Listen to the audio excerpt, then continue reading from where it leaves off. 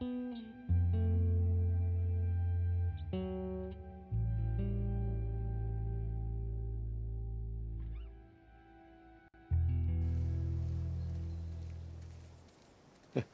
feel that breeze, huh? I tell you, on a day like this, I just sit on my porch, pick away at my six string. Yeah, once we're done with this whole thing, I'm gonna teach you how to play guitar. Yeah, I reckon you'd really like that. What do you say, huh? Ellie, I'm talking to you. Huh? Oh, yeah, sure, that sounds great.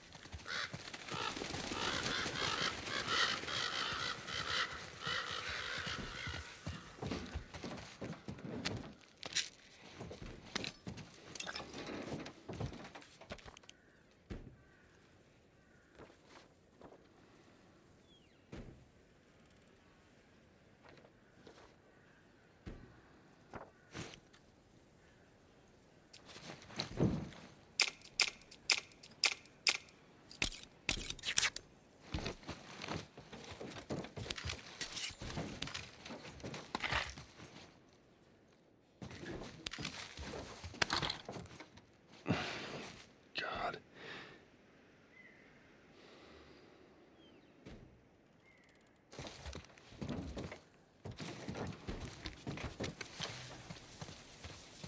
I dreamt about flying the other night. Oh, yeah? Yeah. Go on, tell me about it. So, I'm on this big plane full of people, and everyone is screaming and yelling because the plane's going down. So I walk to the cockpit, open the door, but there's no pilot. I try to use the controls, but I obviously have no clue how to fly a plane. And right before we crash, I wake up. I've never been on a plane. Isn't that weird? Well, you know, dreams are weird.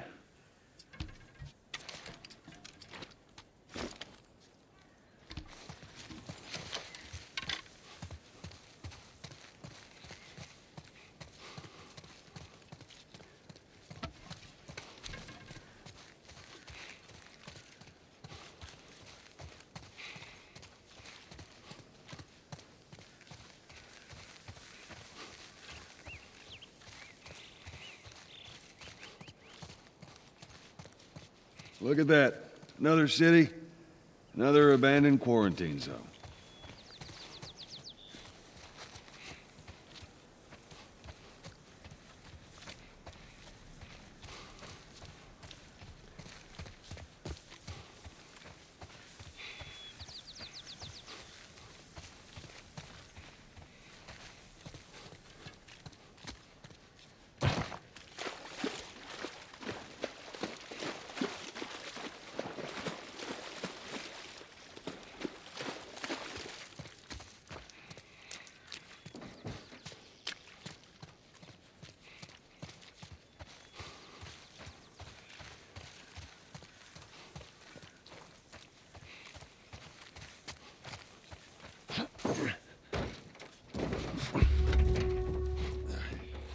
There's that hospital the Firefly mentioned.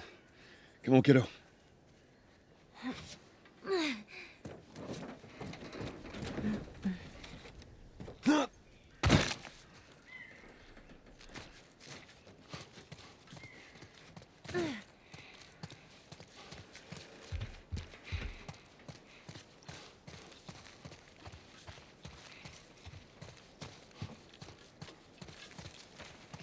Maybe we cut through here.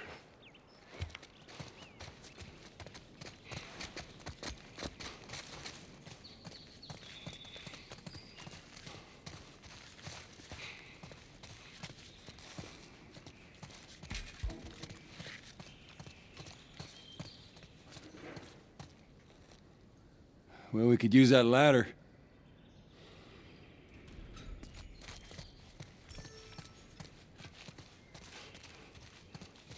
Everything all right? Yeah, I'm fine. Yeah, you just kind of seem extra quiet today. Oh, sorry. No, it's not. It's fine.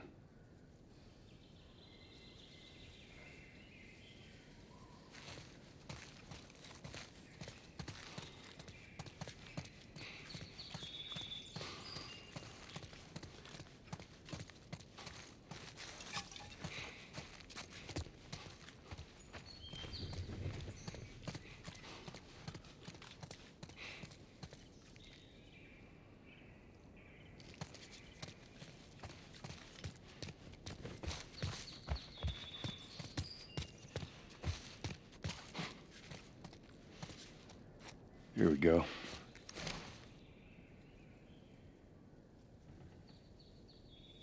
Ellie? Ellie? What? The ladder. Come on. Right.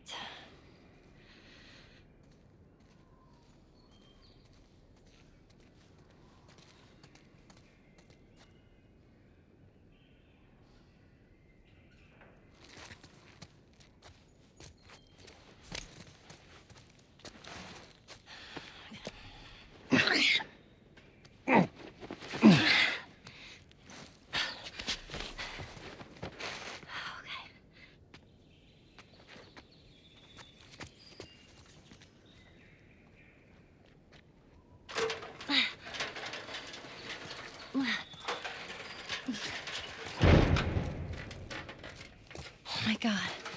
Whoa! What is it? Ellie! Ellie!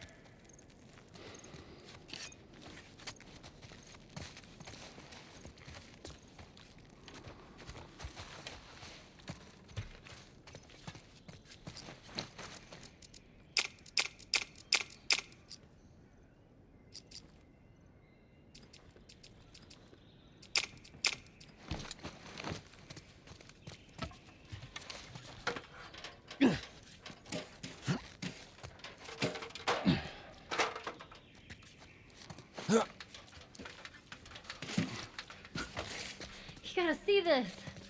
What is it?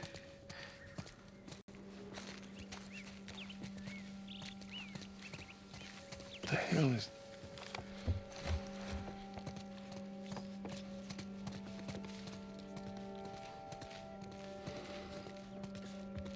Are you kidding me?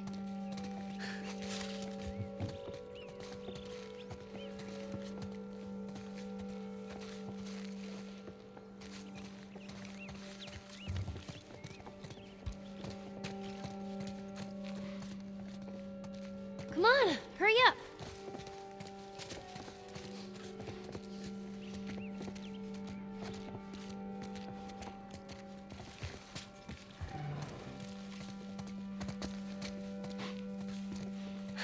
You see this? Shh, don't scare it.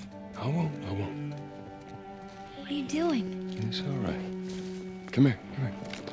There you go. Hurry up. Come on. Hey there. So fucking cool. Aw, where's it off to?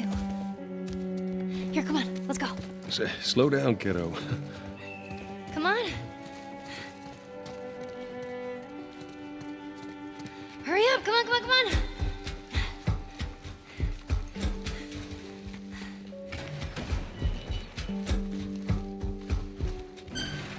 Oh, man. Wow. Look at those things.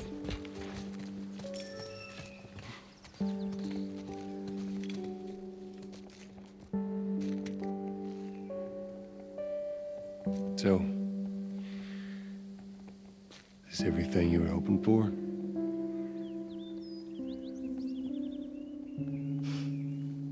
It's got its ups and downs, but you can't deny the view, though.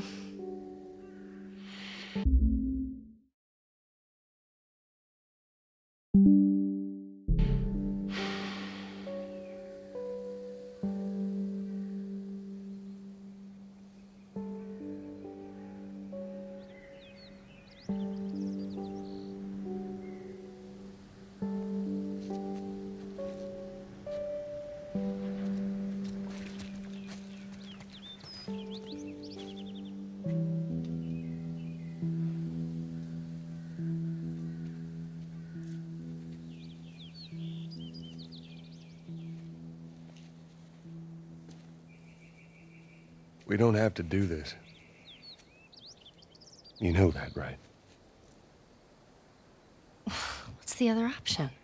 Go back to Tommy's. Just be done with this whole damn thing. After all we've been through. everything that I've done. It can't be for nothing.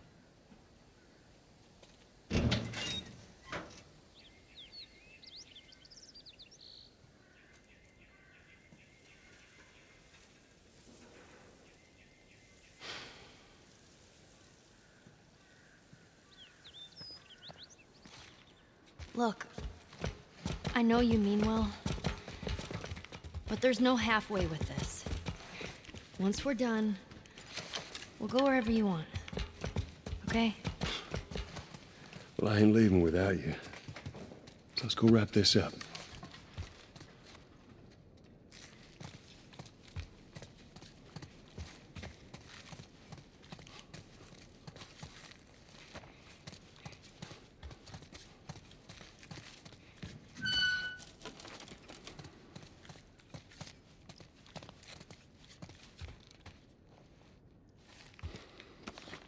Ellie, found another one of them comics. Oh, I'll read that later.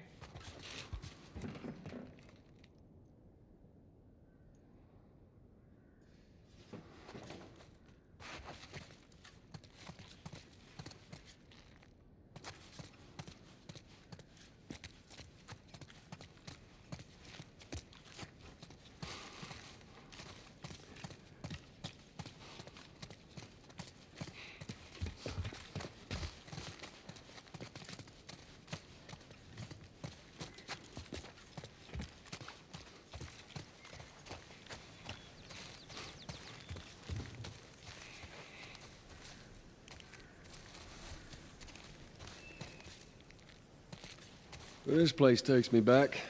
How so? It was right after everything went down. I ended up in a triage just like this. And everywhere you looked, you just saw families torn apart. And the whole damn world seemed to have turned upside down in a blink. Is that after you lost Sarah?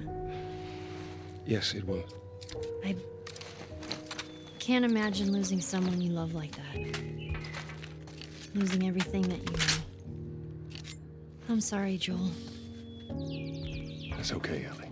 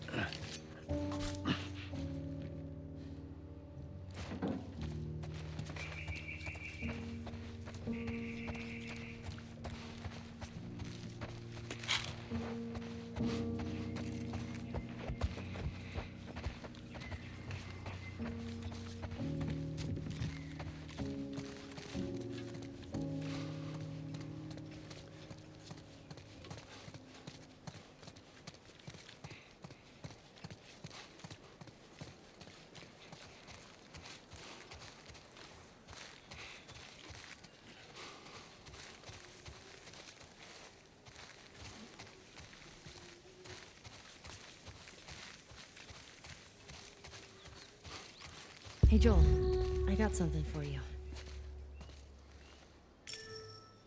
Here. Maria showed this to me, and I stole it. I hope you don't mind.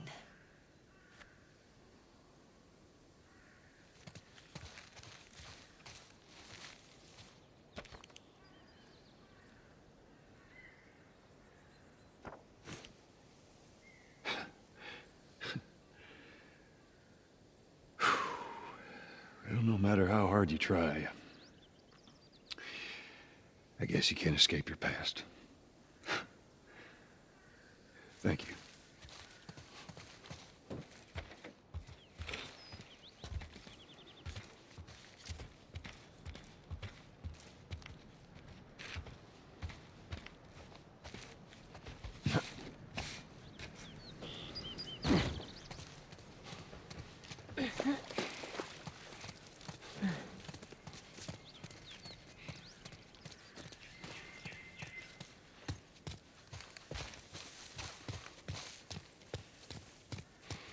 This time it's gonna be different. I just know it. What do you mean? They're gonna be there. The fireflies. I'm sure of it.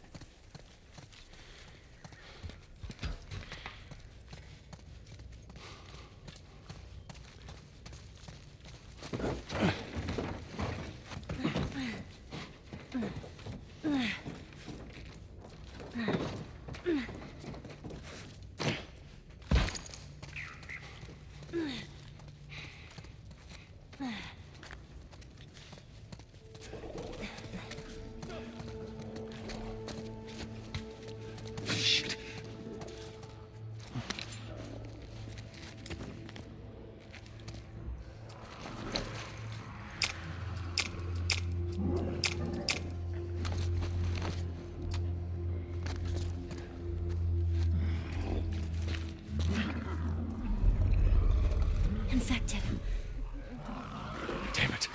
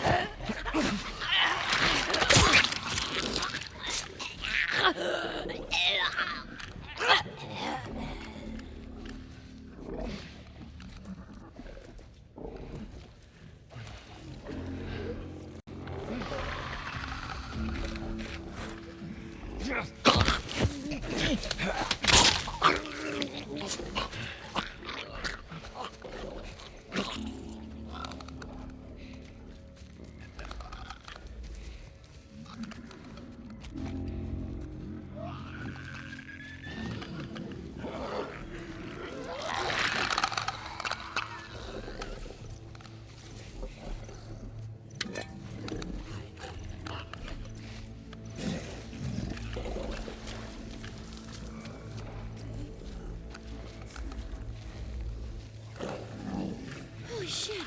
Stay quiet.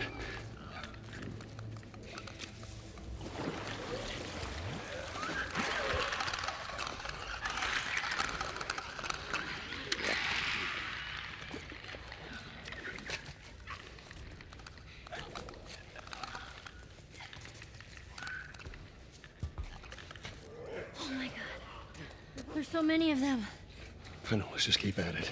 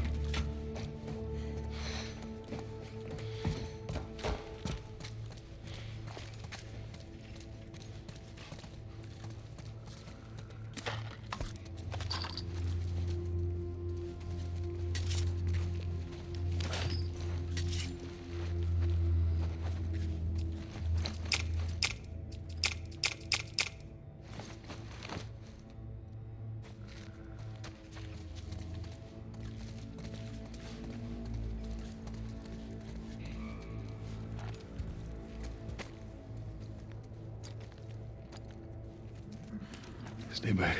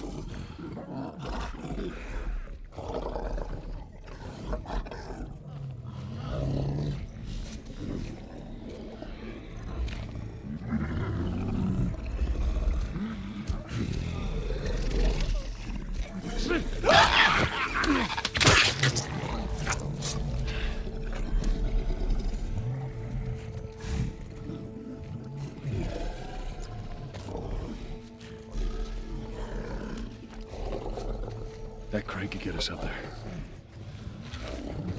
Ellie, get on up there and drop that crate for me.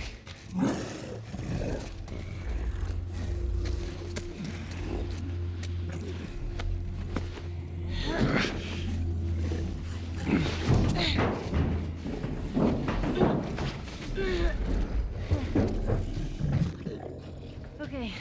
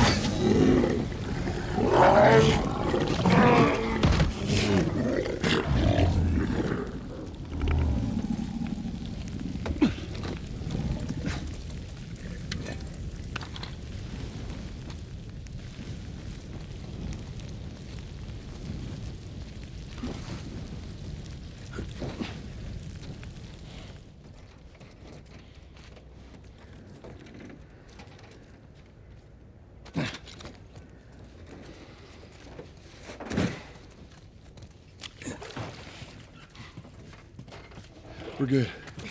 I don't think they can reach us now. Okay.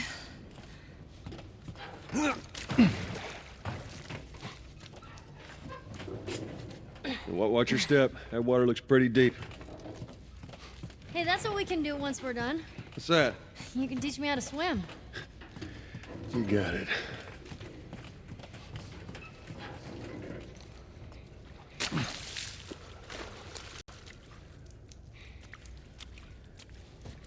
We can't reach that.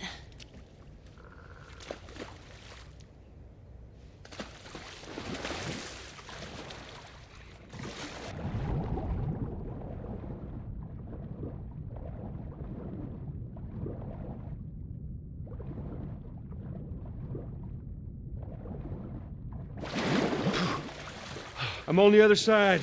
Cool. Drop that ladder down for me. All right, hold on.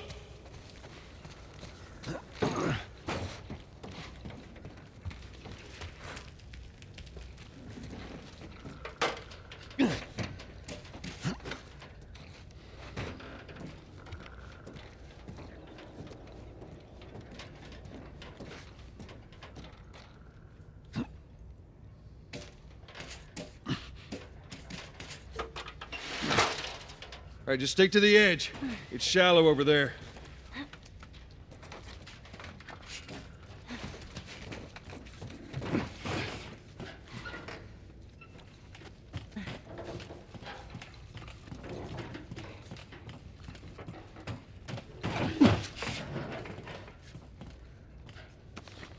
There's that comic of hers.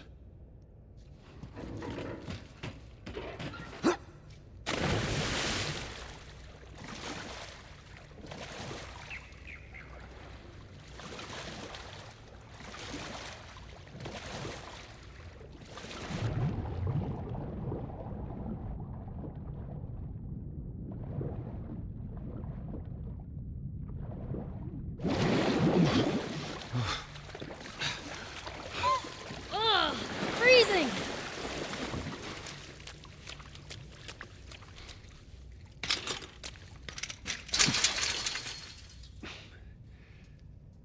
And another jam door.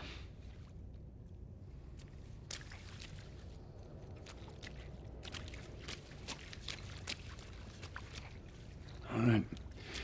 Give me your foot. Okay. Come on. Get that door open.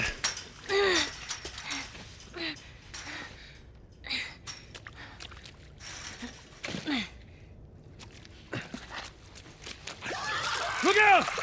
Ellie! You okay? Yeah. It just surprised me. Man, I can't wait for those things to be wiped out.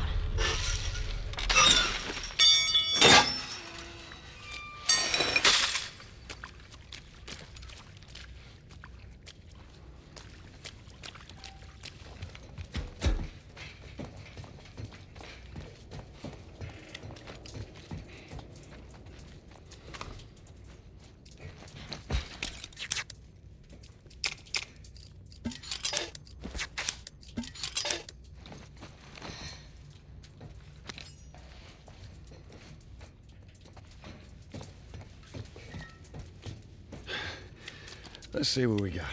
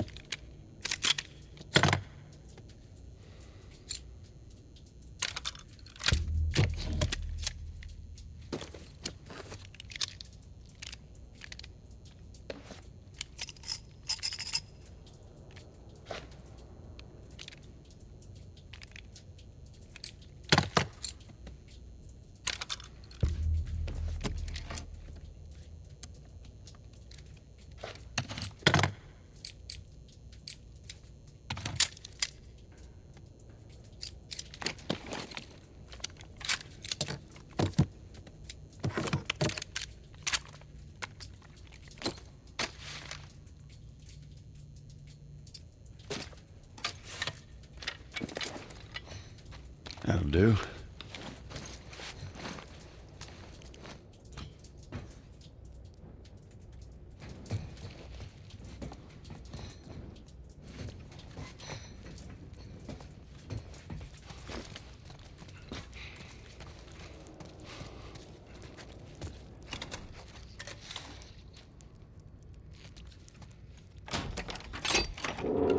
All right.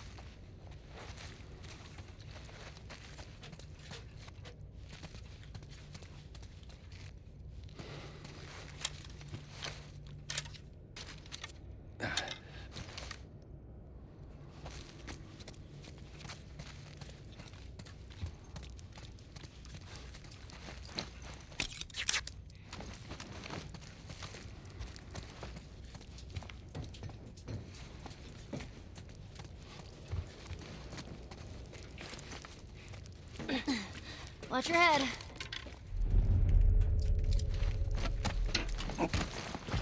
Hey, look. There it is.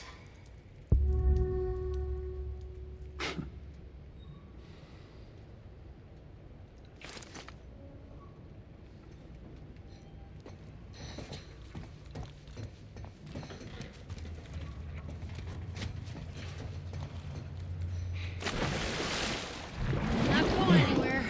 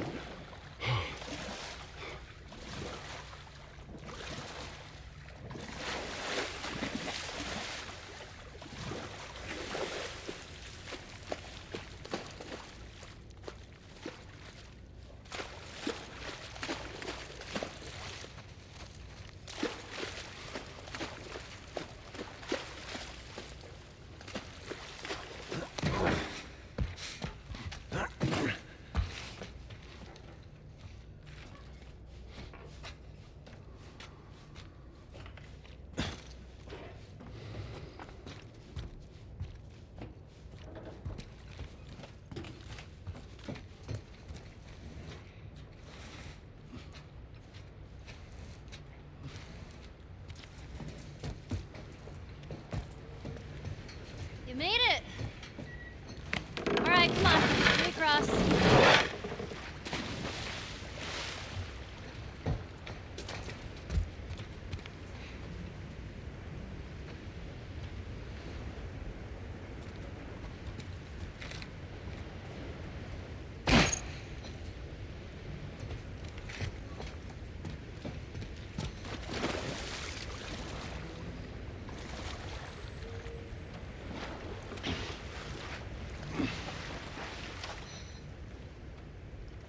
All right. Get on. Okay. Okay, there. I'm on it. Be careful. I got you.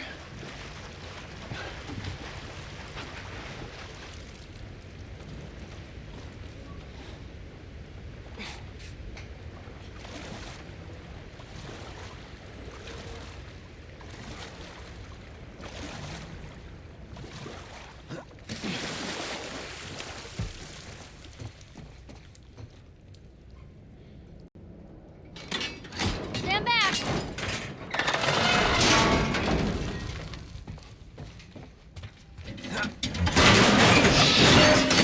What just happened? Damn ladder broke off the wall. Now what?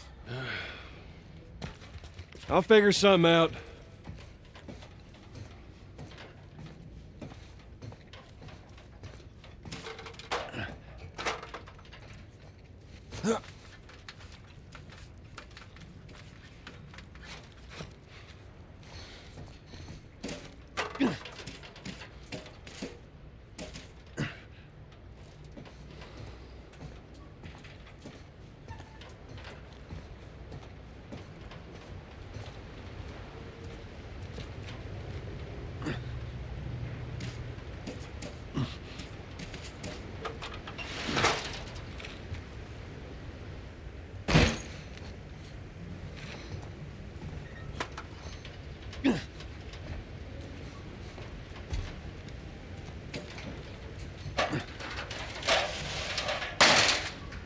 Oh, I see. Good idea.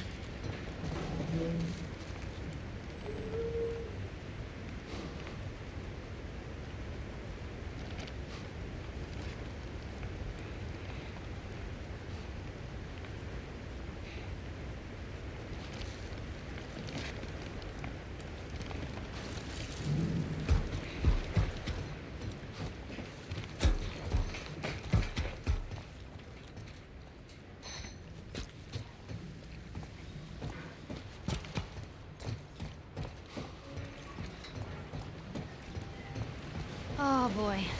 Just let me go ahead, and you follow my lead. Okay, right behind you.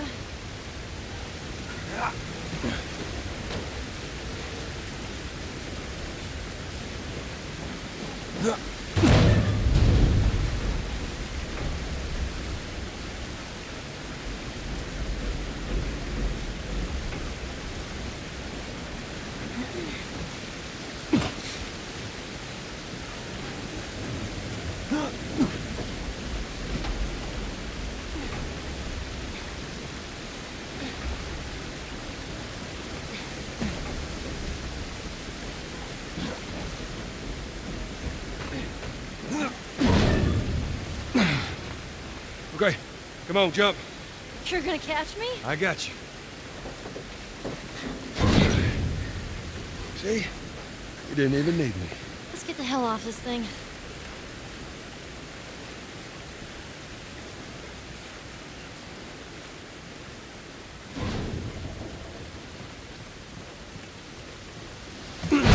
Whoa! Ellie, move!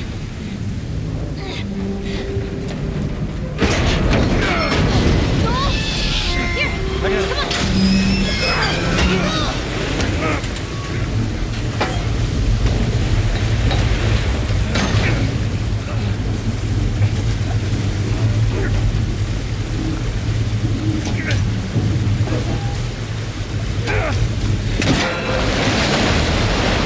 come on.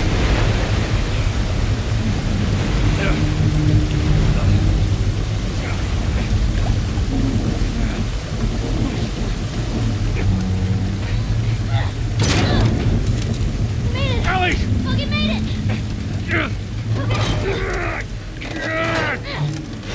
Open it! Yeah. Come on.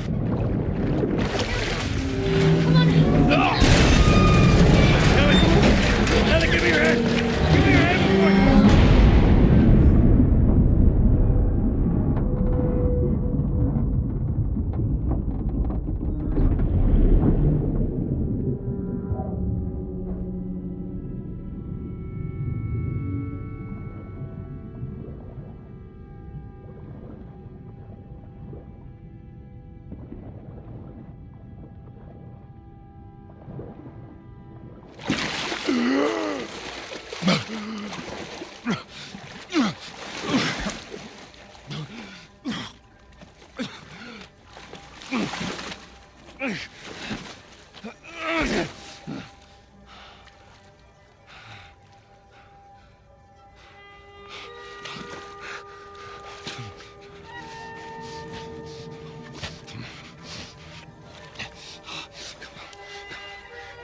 Hands in the air!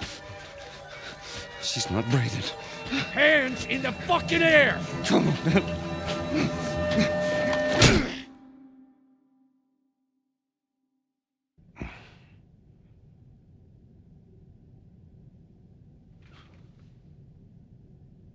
Welcome to the Fireflies. Sorry about that. They didn't know who you were. And Ellie? She's all right. They brought her back. You came all this way. How'd you do it? It was her. She fought like hell to get here.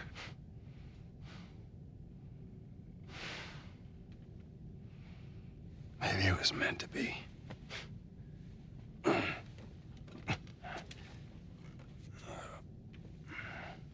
I lost most of my crew crossing the country. I pretty much lost everything.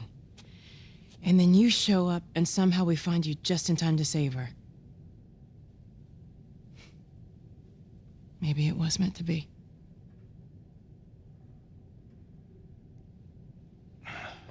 Take me to her. You don't have to worry about her anymore. We'll take care I of her. worry. Just let me see her, please. You can't. She's being prepped for surgery.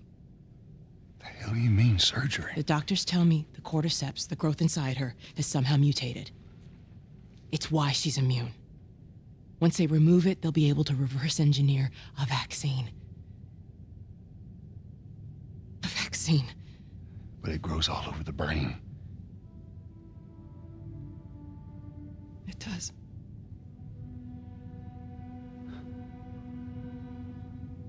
Find someone else. There is no one else. Listen, you were gonna show me where... Stop. I get it. But whatever it is you think you're going through right now is nothing to what I have been through. I knew her since she was born. I promised your mother I would look after her. Then why are you letting this happen? Because this isn't about me, or even her. There is no other choice here.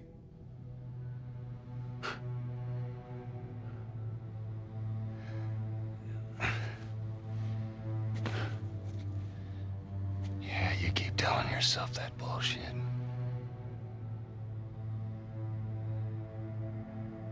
March him out of here. He tries anything, shoot him. Don't waste this gift, Joe.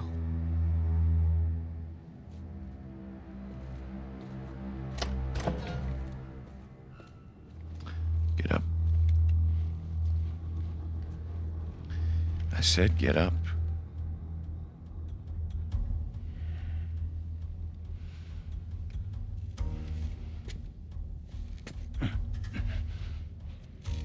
Go on. Move.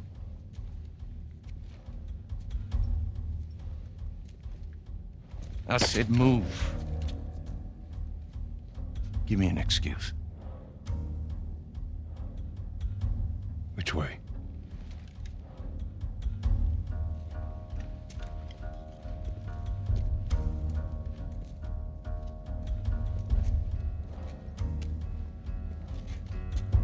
What the fuck are you doing? Keep walking.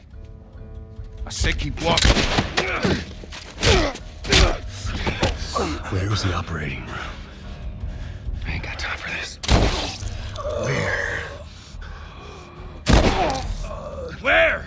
Top floor, the far end.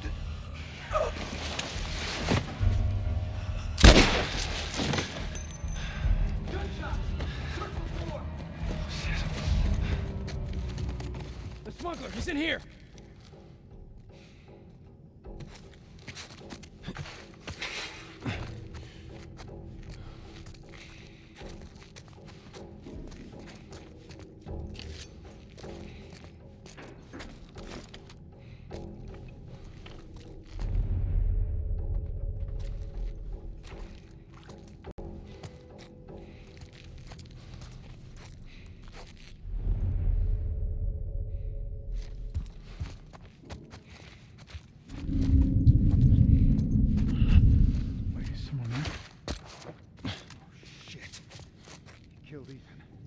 What?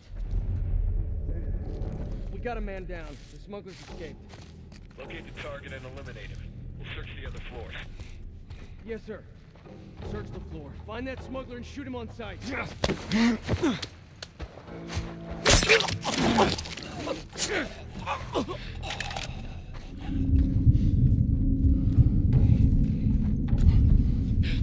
I got you! Oh, God. Not good.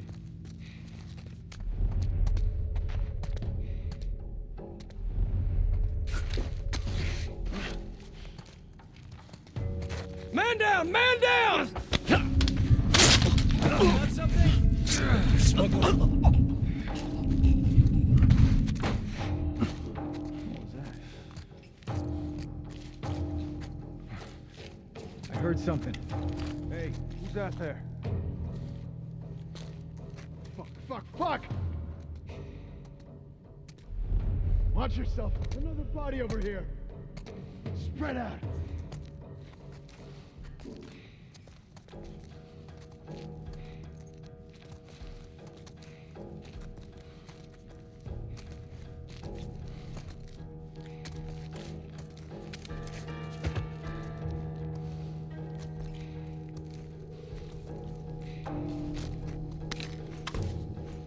I got nothing over this way.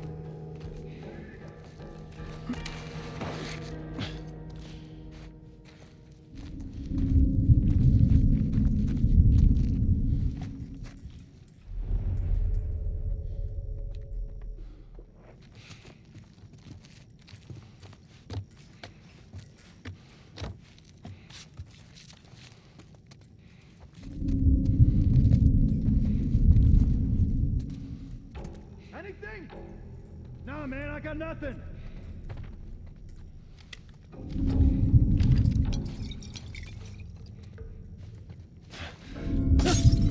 There you are! Watch my back.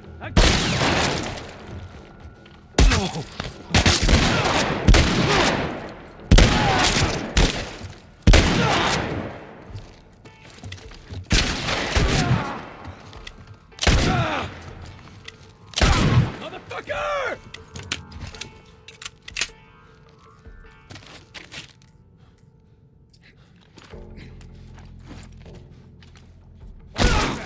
Got him. Don't let him get away! Over here!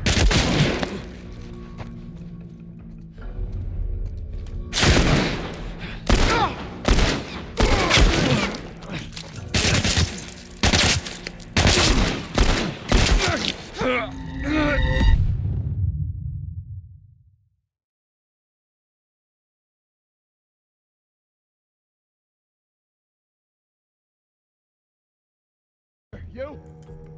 Same here.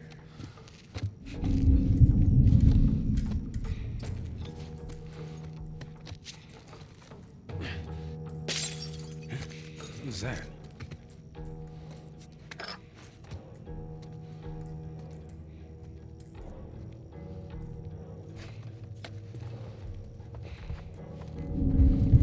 Whoa!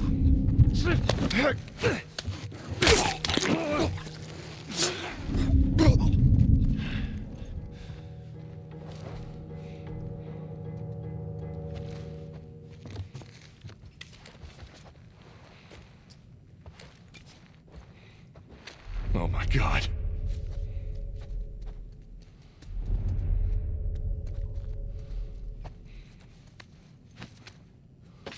Man down! Man down! Spread out! Whoa, what was that?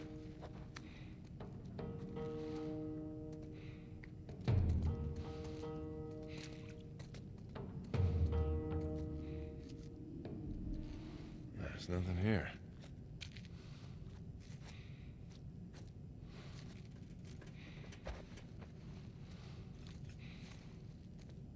Anything! Nah, man, I got nothing.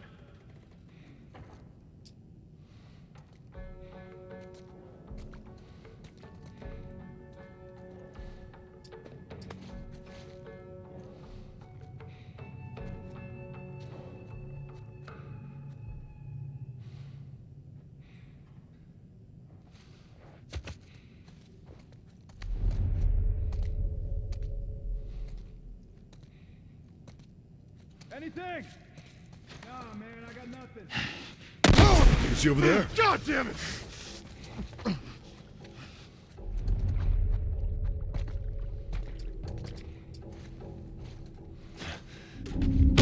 You're gonna pay for that!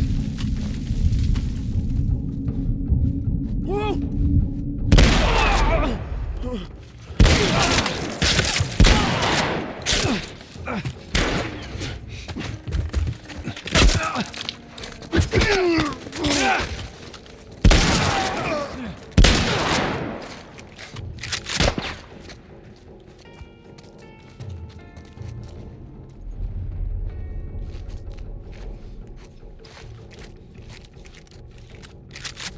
Down this way. Stay alert.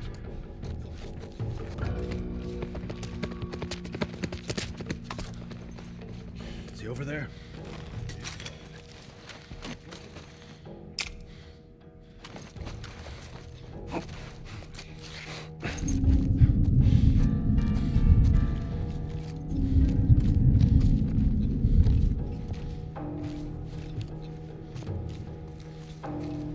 What's going on down there?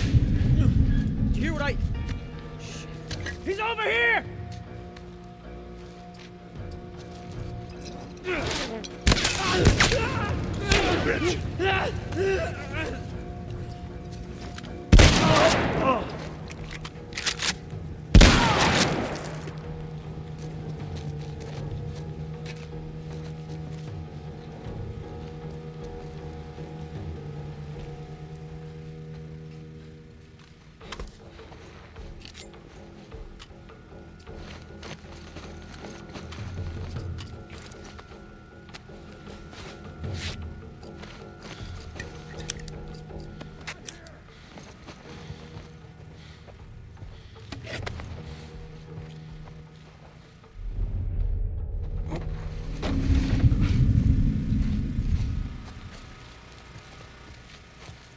He's not over here!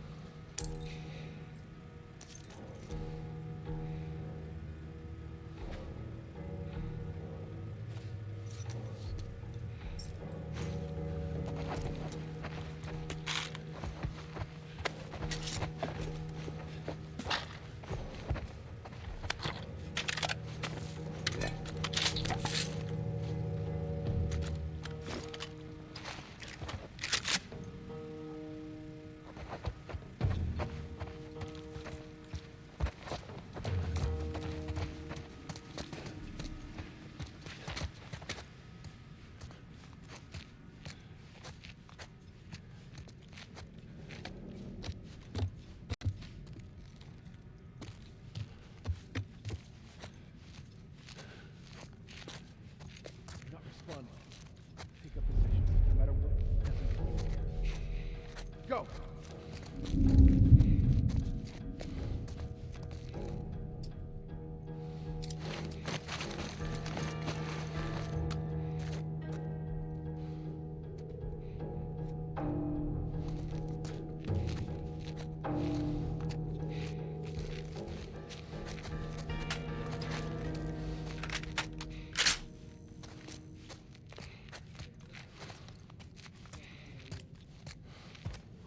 Marlene insisted on questioning him herself.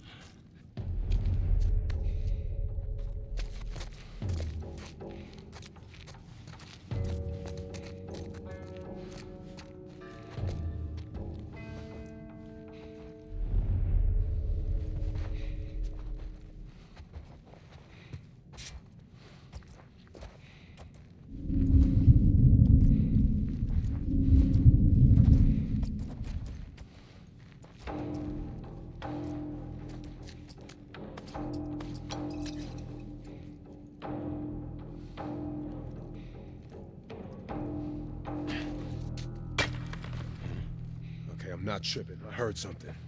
Keep your eyes peeled. I got visuals on the smuggler! Behind the counter! Don't let him get to the kid! Hey, go round! Keep him down!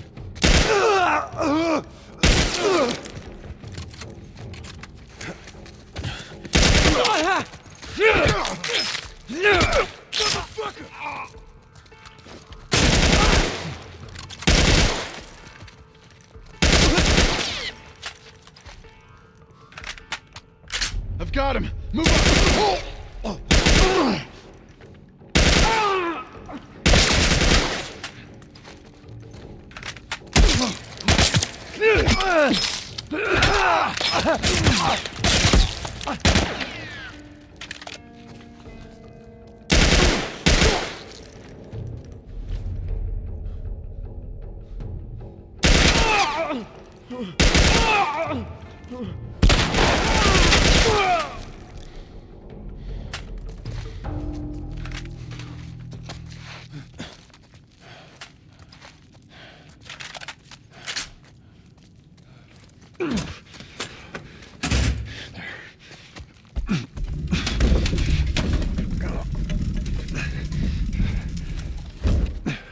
That should buy me some time.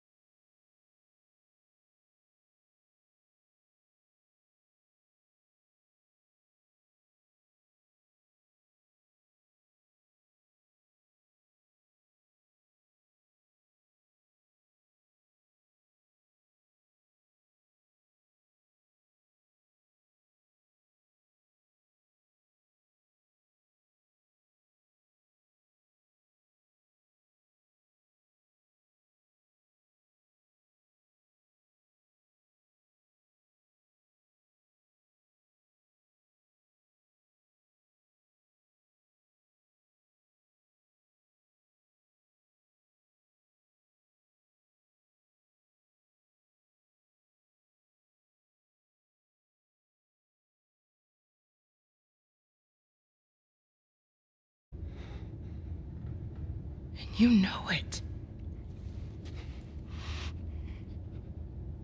Look. You can still do the right thing here. She won't feel anything.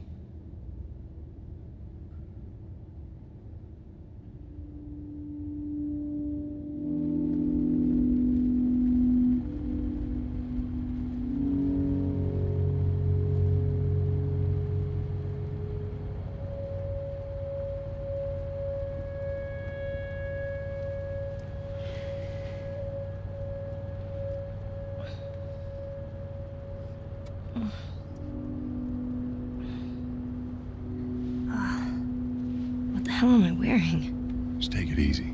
Drugs are still wearing off. What happened?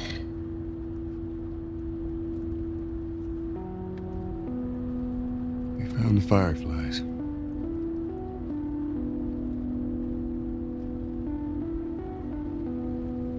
Turns out there's a whole lot more like you, Ellie. People that are immune. There's dozens, actually. Ain't done 'em a damn bit of good, neither. They've actually... They've stopped looking for a cure.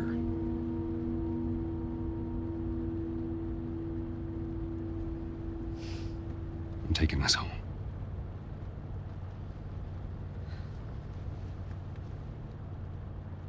I'm sorry.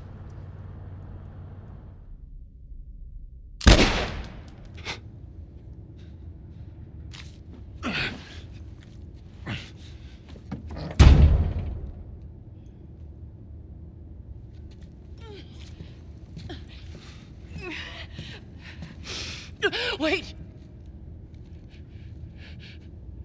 Let me go. Please. You just come after her.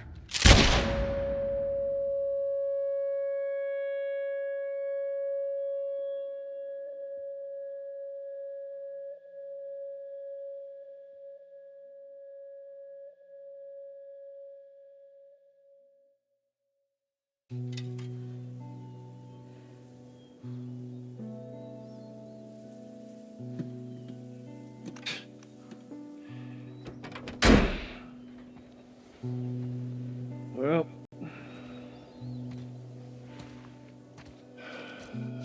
looks like we're walking.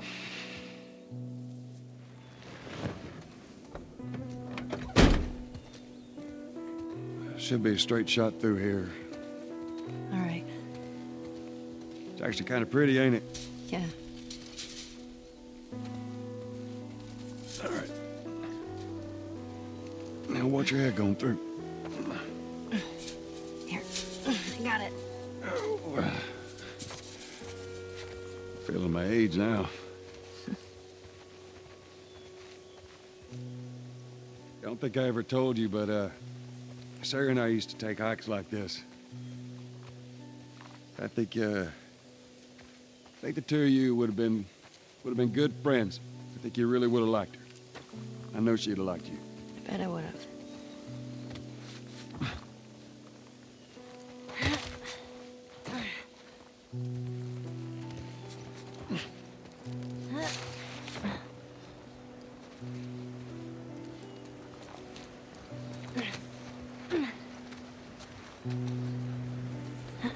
Oh. Put it down there.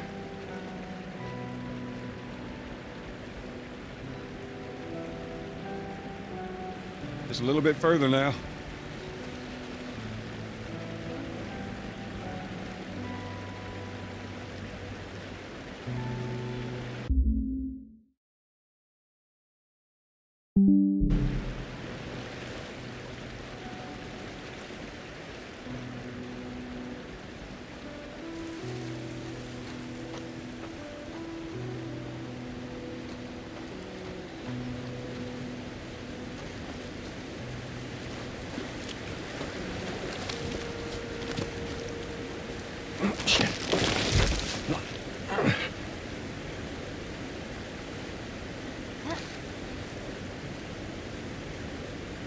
Here, I got you.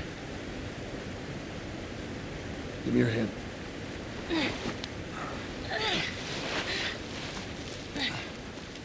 All right, come on. Hey, wait.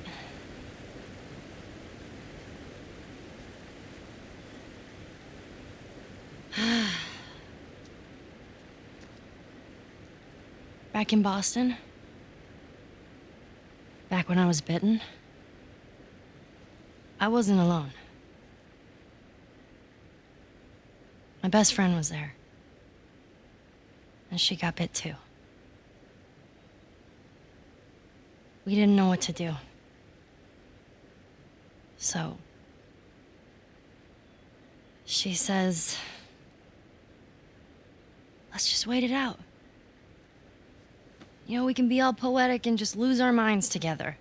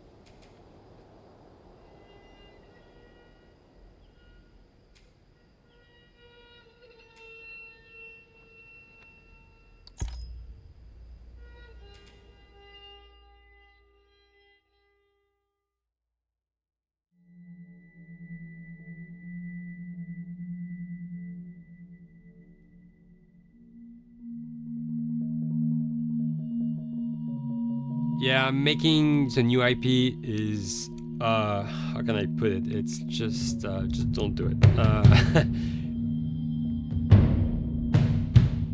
It's insane. I mean, it's a very difficult process. You have more questions than you have answers, especially when you come from like you've been making Uncharted 1 and Uncharted 2, just kind of like now like things are going, you just kind of like good momentum, and then suddenly that momentum like just drops, it stops. It's a very challenging process to create a new IP, and you're gonna fail over and over again, but that's what it takes. New IPs are really hard. They're hard because you don't know what's fun yet. You're building new tech, new AI, establishing new characters, new art, all this. You don't get to get that controller in your hand for like 6 months to a year. You don't know what it is yet. I remember like ages ago coming on the project and what are the infected gonna do? Like, what are they gonna do? They're gonna behave like this. I'm like, okay, we're like trying to imagine what's gonna happen. Fast forward like 4 months, they don't do that at all because it didn't work, right? It's hard mode, right? Like, it's game development on expert. There's a big thing about making a game, right? Which is a game has to be fun. You get your first build where everything's working. You got player mechanics. You can walk around the world. You can shoot. You can melee attack people. You've got the AI in there. They're very intelligent, very difficult, and it's totally not fun because they snuck up behind you and murdered you in a second, and there was no way to figure out what was going on. We're making a game, by the way. Hey, James.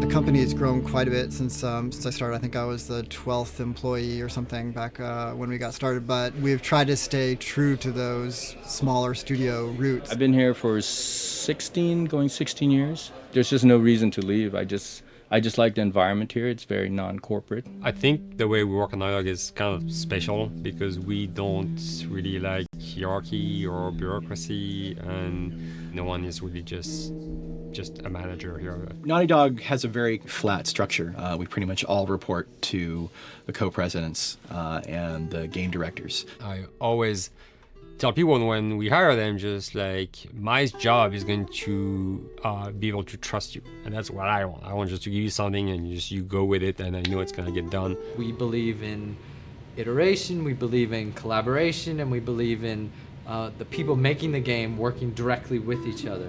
When we have designers and artists, animators all mixed up, anybody that's working on the same tasks, the same characters, the same areas, put them next to each other so they can communicate a lot better. We don't have a lot of meetings because if you need something to get done, you just walk over and you talk, and then you go back to your desk and you finish it up.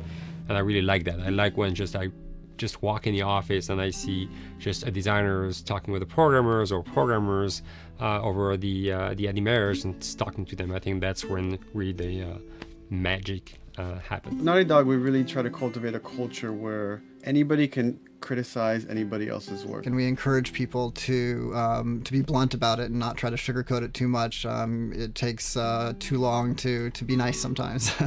It's not personal. It's based on more like how can we make a better game. We want everybody to have a voice. We want to cut out all the bullshit if we can, making sure that people are making decisions not based on ego, but what is going to benefit the game. When you see that people trust your opinion and that they value it, it's such a great feeling. You really feel like you're working as a team on a collaborative effort. We want to sort of remember where we came from and you know why we were successful then, and try to continue that success now. We make games.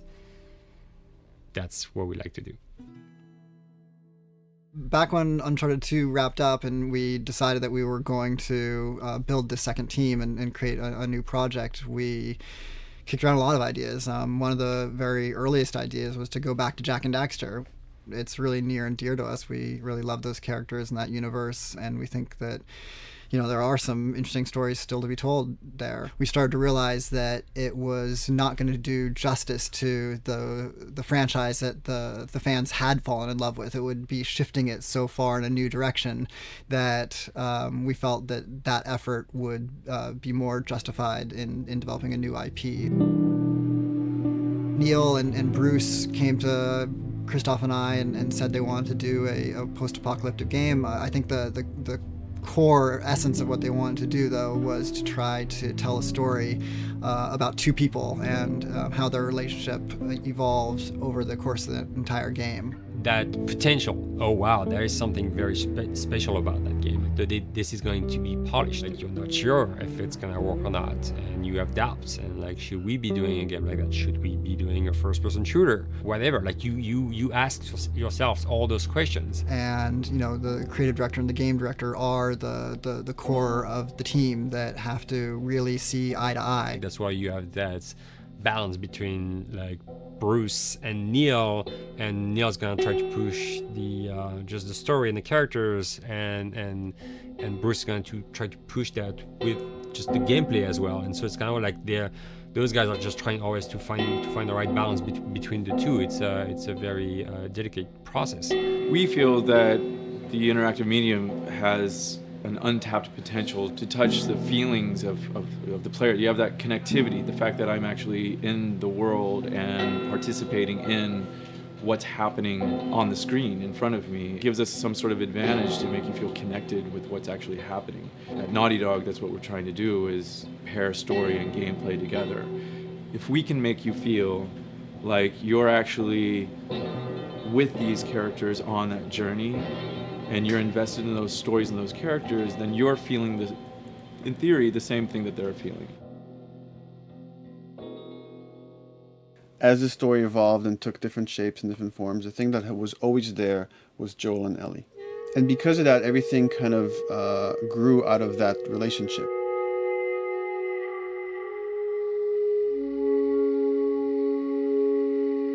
We've seen kind of that role of the anti-hero change, especially over the last 3 to 5 years, to where before it was like, the thick-neck mercenary kind of guy. For this game specifically, for this story, we needed something new.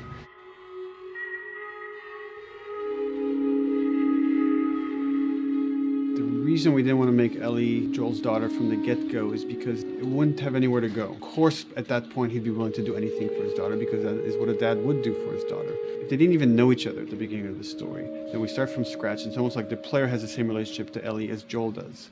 And we could take our time to build that relationship between these characters. And if we do it right, then the player will be feeling that same growth that Joel does. And we're kind of mirroring that emotional relationship between the two.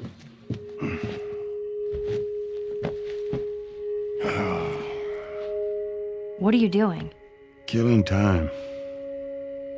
Well, what am I supposed to do? I am sure you will figure that out.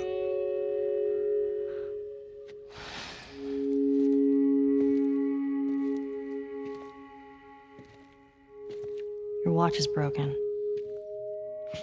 It's exciting that Neil wrote something like this, where he's like, I don't want to make the stereotypical characters. I want to make real people in this crazy situation and these forced to make decisions that are really tough. Like, what would we be like in those situations?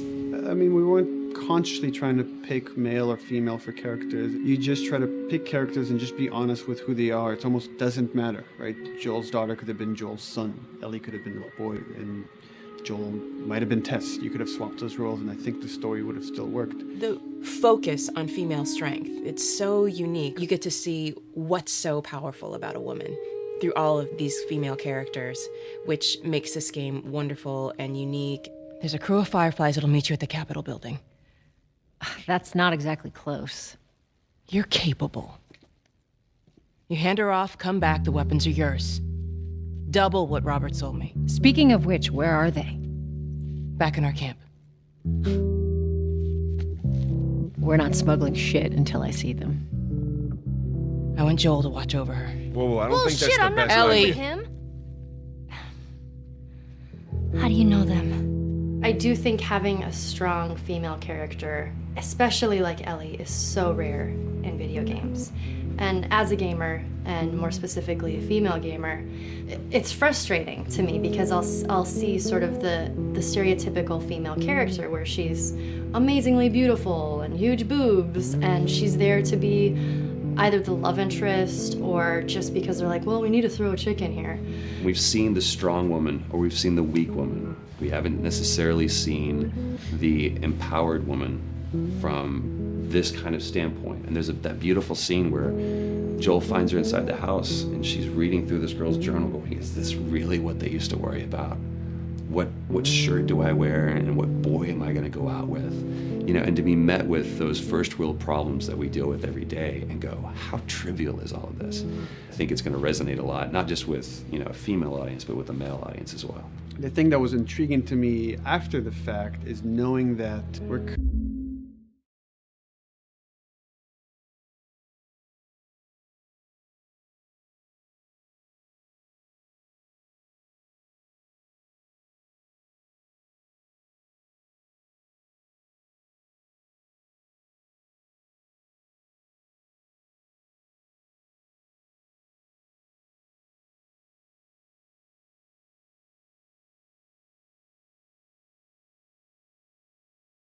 kind of creating a female action hero in a way, and this is her origin story with Ellie. To sort of be such a strong female character that is completely normal looking, regular t-shirt and jeans, and she's 14 and she is still a total badass, is really exciting to be a part of that.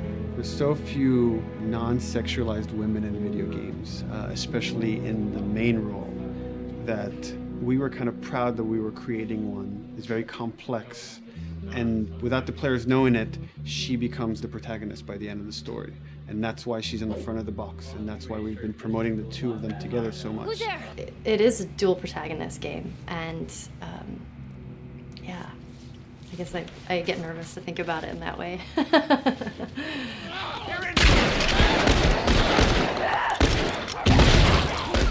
We couldn't talk about it. In fact, in interviews we've been lying about it, saying you never play as Ellie because it was so important for that to be a surprise. Sorry, journalists. Here we go.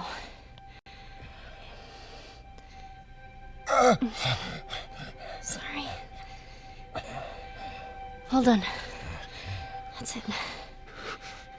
The tone of the game was set pretty early on that we knew that we wanted to make a really grounded story. We knew that we wanted to make the player feel the sense of tension and dread and go through the same emotional roller coaster that Joel and Ellie were going through. One of the things we kind of struggled with is to say, well, if we want to really ground this world and make it so like realistic, maybe we shouldn't have anything that could be perceived as a monster.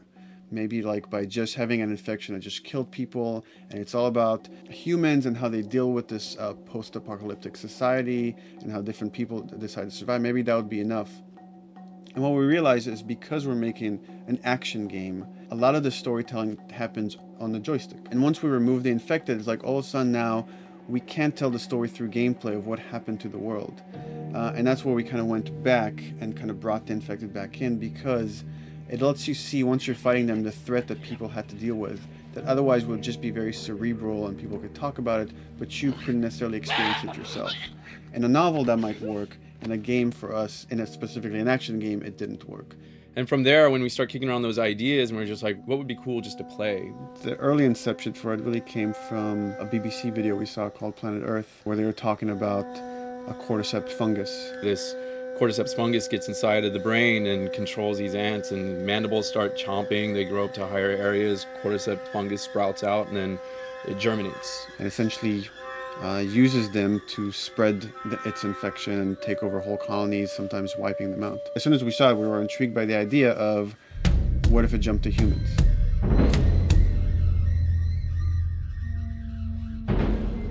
So what would happen? How would people react? What would happen to society?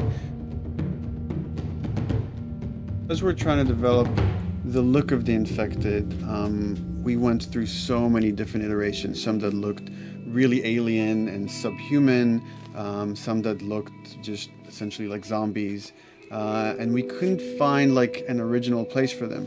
But one of our artists just did this kind of photo mashup where he took a bunch of images of diseases or images of fungal overgrowth, and he kind of mashed it all together and he threw it on this person. It was a very iterative process, making sure that the fungus felt properly integrated, like it was part of the body, growing out of the body. And not just fungus growing on the head, but it's tearing the face apart, cleft down the middle, this gaping maw of a mouth with the crooked teeth. And it's in great agony as its humanity and its brain is still somewhat functioning. Maybe you still have some human cognitive abilities or thought process back here. This isn't some decaying corpse on the ground. This is a living thing that's going to be coming after you in the world. The fungus is always the focal point. So you can see from a distance, oh, this guy's infected. I can tell straight away. In fungus, they have these beautiful saturated colors, and we really like that conscious of this something so horrific that it's going to like stop at nothing. It's relentless force of death, and yet elements of it are beautiful. It's not just about gore. It's not just about everything about it being scary, because to us it's actually scarier when things on it are somewhat benign or somewhat beautiful. It was evident that we were onto something that was quite a bit different and something that we hadn't really seen before, which was eerily human but very disturbing. And it seemed so creepy and so unique that right away we gravitated towards it, and it's like, this is our base infected. Everything should kind of come out of this look.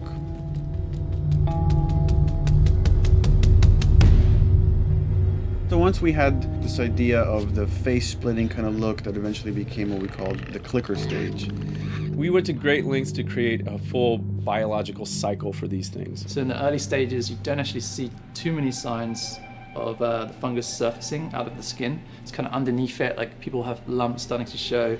The eyes will be kind of cloudy or lopsided because the fungus kind of originates inside the head. That moves into the next phase, which is the clicking phase. And if they mess with the eyes, we end up saying, well, how do they get around? Oh, echolocation. And they use a form of echolocation to track down their enemies. Just like bats, or even some blind people can see by making a clicking sound, a sound that on its own wouldn't be very scary. And then to associate it with something that people in this world are very fearful of, so that as you're exploring an environment, all of a sudden you hear this click, and you're seeing everybody just get frightened, just everybody duck, everybody hushes. Oh, great.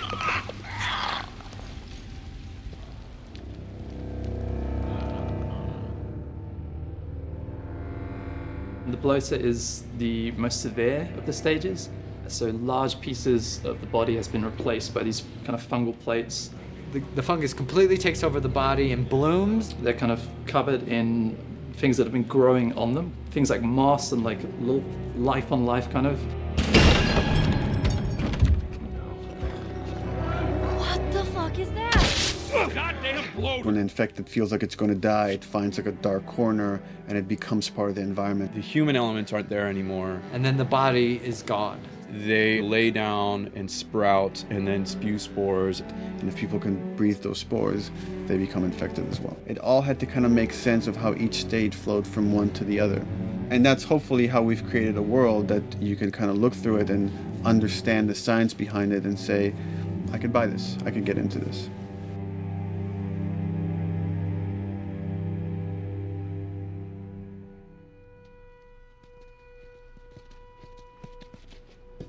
Mandatory evacuation.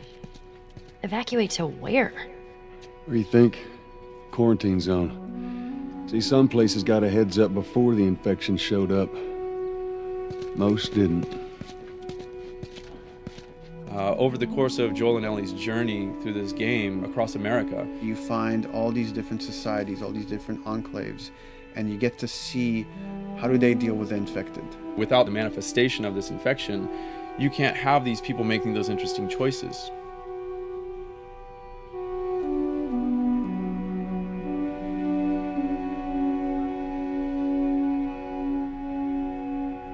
The world we decided was actually its own character, really grounded with a lot of texture.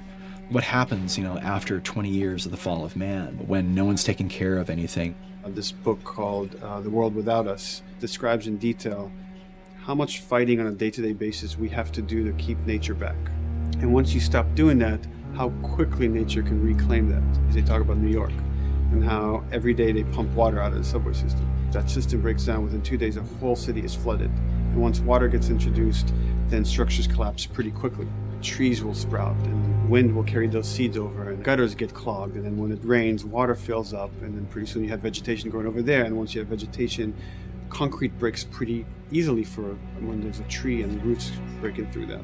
Even some of the stuff we did on Uncharted, exploration of how temples were ruined, what if you took those ideas and put them in Pittsburgh or Boston? And obviously right when that happened, you can imagine that being pretty terrible to look at. But you think about 20 years later, and with rainwater filling up those sinkholes and then those becoming like little marshes with lily pads in them. We had this wonderful piece of concept art we developed really early on, and there are all of these wild animals that have escaped from a zoo and over the past 20 years have bred, and now they have herds roaming these cities. And that's something that tells you that life goes on and this world is worth saving.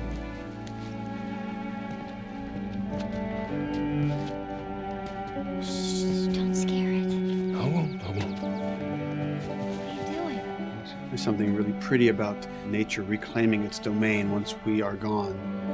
So fucking cool. We have another level of OCD of the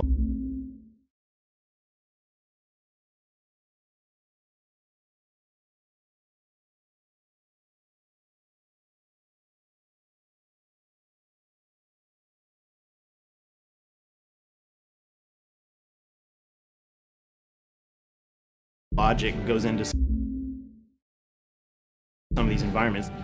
Water damage seeps in, and then that creates some little moss growing on the floor, or a tree radiates energy from its base, and that over time starts to melt the snow around, and that's the reason why you'd see those like rings of leaves showing through in the snow. That gives it that extra, believability. This is pitch art. I'll try to start with an idea that conveys sort of the feel of the environment. Something like this, very brushstrokey, very painterly. You can see not a lot of detail, just energy and conveying a mood.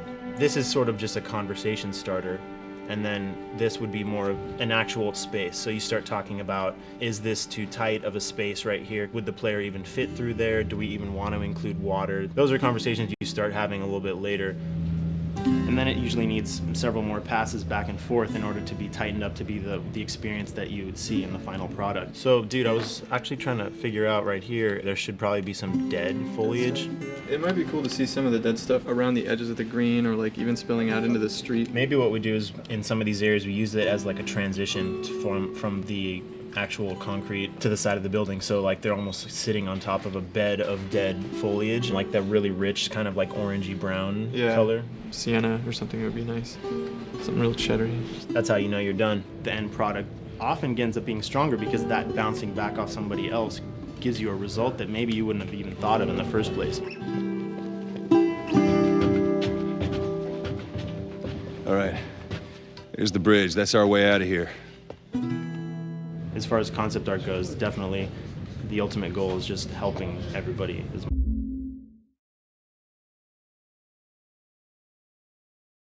much as possible. Me and the background artist will work together. I'll often just go to them because they've got like a really, really good like visual imagination. At some point, you came in almost like flat on. So that's kind of good because the bus station is right in your peripheral view, and you're probably going to enter the bus station. You're probably not going to get lost. But it doesn't at all utilize this cool architecture here, like the bus station sign. Like that's a really distinctive silhouette, and it's a really interesting sort of architectural detail. So we changed the entrance. Look at that.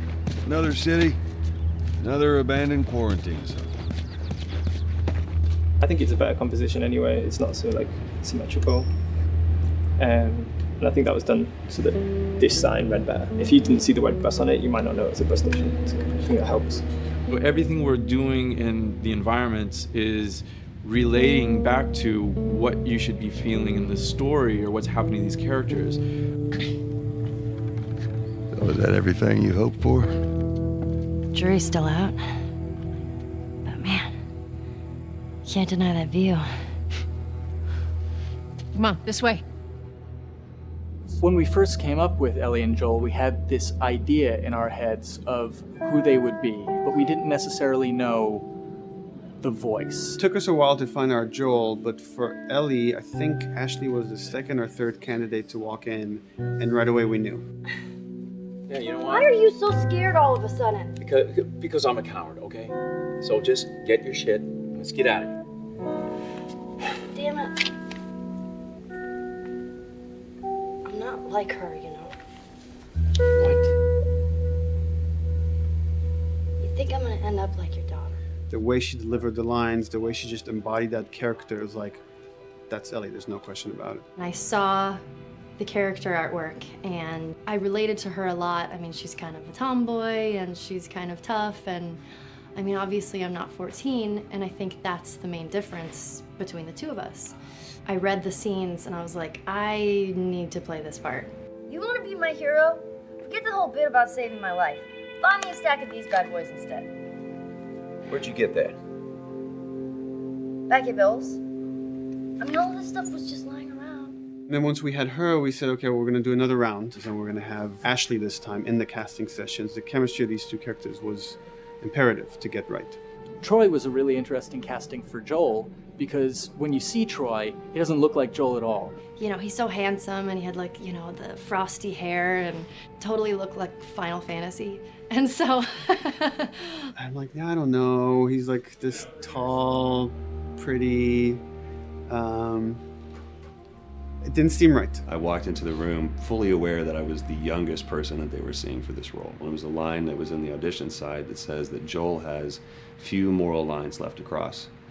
And so that became the anchor point to the character. But then as soon as he spoke and he had the grit in his voice, warm, yet kind of dangerous. And his movement is just like, you bought into it. Why are you so scared all of a sudden? Because I'm a big coward, okay? Now pack up your shit and let's go. God damn it. I'm not her, you know. What? You think I'm gonna end up like your daughter? Lily, you are treading on some very thin ice right now. It was Ellie and Joel. after he read,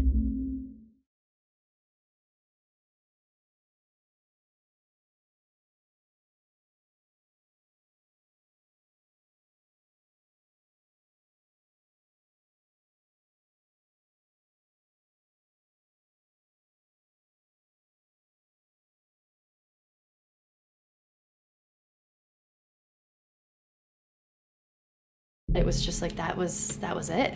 I've done some video games in the past, but to be handed the mantle of a franchise like this was a pretty big honor. Is she alive? She's alive. She's David's newest pet. Ah! Where? In the town. She's in the town. You mark it on the map. It better be the same exact spot your buddy points to. Neil pulled me aside one day, and he said, I have some ideas. And as you're well aware, Neil is a little twisted.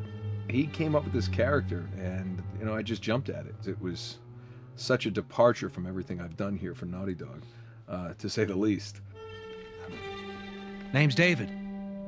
This here's my friend James. We're from a larger group. Women, children. They're all very, very hungry. To be able to put on a voice that, you know, hopefully a lot of people won't know, won't notice that it's even me. Because we didn't want him to be Drake.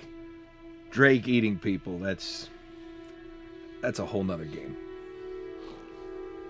How did you put it? Tiny pieces. See you tomorrow, Ellie. You know, certain voices that I can do wouldn't fit the David's artwork, but he showed me the art, and I said maybe it's something like this, where everything's, you know, it's very quiet. And just, you know, he's not really sure, and the voice can break a little. And he just looked, he goes, yeah, that's it. So I'd love to tell you, we hashed it over and we talked. No, it just, I looked at the picture and I tried something, he said, yeah. A few weeks back, I sent a group of men out a nearby town to look for food. Only a few came back. And turns out that the others had been slaughtered by a crazy man. And get this, he was with a little girl. You see, everything happens for a reason. Ashley, she brought humor to it. She just has some really great comedic timing. The way she reacts to the things around the world with a little bit of sarcasm, that teen kind of like trying to get a rise out of you. Now watch your step as you're going out, because it's going to be a little... It just brought a certain levity to the story that the story needed. You didn't even realize it needed it until she started doing some of that stuff. Oh, I'm sure your friend will be missing this tonight. Mm-hmm. It's light on the reading, but it's got some interesting photos.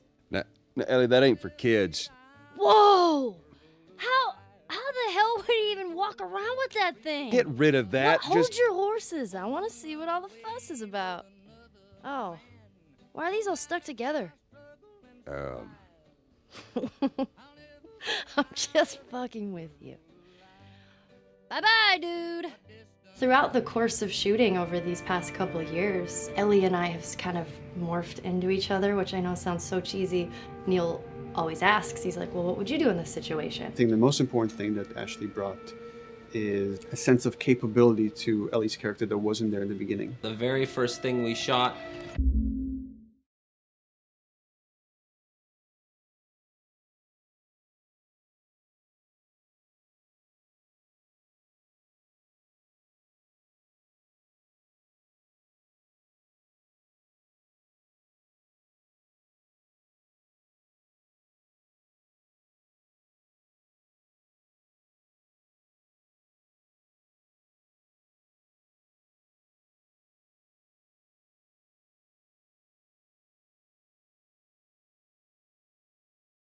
involved her being pulled out of a car and attacked, and Joel was supposed to go save her. It was written that Ellie sort of was just kind of watching on the side, just waiting till he was done, and I was a little frustrated because I was like, well, if this were real life, I would do something. We did a couple takes, and at some point she walked up to me and she said, I feel like I'd hit him.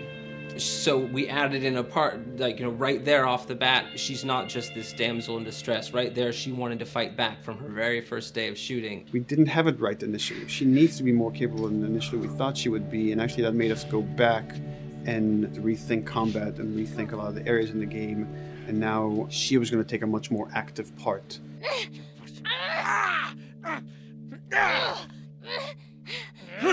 Anything that requires, you know, a lot of body movement, we do with the actors on the mocap stage, and we try as much as possible to use our actual principal actors, use their body motion as well as their voice. We capture it all at once there on the stage. Having the actors perform as well as being recorded at the same time was imperative to get an accurate performance, because every time you split up the performance in any way, you lose some of that magic where they did a gesture or they delivered the line a certain way, and those things have to be in sync, or there's just something subconscious that's like off-putting about the performance when you don't do it that way. You are treading on some mighty thin ice here. I'm sorry about your daughter, Joel, but I have lost people too. You have no idea what loss is. Everyone I have cared for has either died or left me. Everyone fucking except for you. So don't tell me that I would be safer with someone else, because the truth is I would just be more scared. It gives you the most authentic, most realistic performance, because you're actually there, not just making your own choices, but making your own choices based on the other people that are involved in that scene. And so you get this truly natural approach to things, and it shows up. It's like theater in the round. You can do anything from it.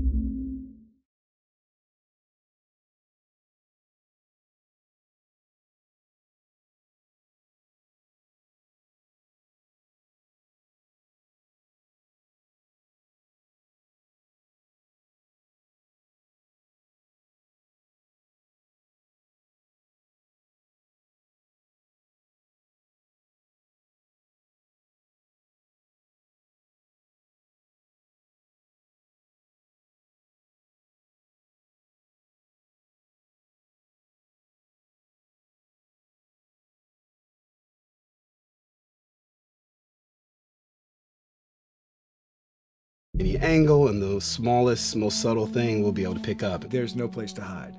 So you have to be as prepared as possible because you have no idea which moments they're going to use. There are these little improv moments and, you know, little nuances that you get that probably isn't scripted, that just comes out of play, you know, while they're performing. That mistake that is just blossomed into a really good idea. Did we improv on The Last of Us? Yes. Yes, we did. Doing this was a whole lot like being 5 playing in the backyard with a stick, you know, and this is my machine gun, and, you know, and a pine cone is my hand grenade. It's all your imagination. I'm doing the exact same shit that I did 45 years ago. I just get paid for it now. We square. We're square. And get the fuck out of my town. I don't do a lot of voiceover work, so for me it was nice to be able to work off of your other actors. I can't imagine it working any other way. I'd never done mocap before. I didn't know what to expect. The suits were crazy. Yeah, the suit gave me wedgies. Like, deep wedgies that I had to pick out with my middle finger. Too much information. Just how damn sexy I look in a motion capture suit. I look like 10-pound of sausage in a 5-pound casing in that thing, man. Once you get past the fact that like everybody else and you look like weird clown people with these little dots and stuff, once you like give over to that, it really was pretty easy to make it just feel like you're in the moment and in the scene. So everyone that was on this is a slam dunk. This isn't just another gig to them. And that creates a really cool energy for people to really start experimenting and playing jazz. Floor is yours. And action.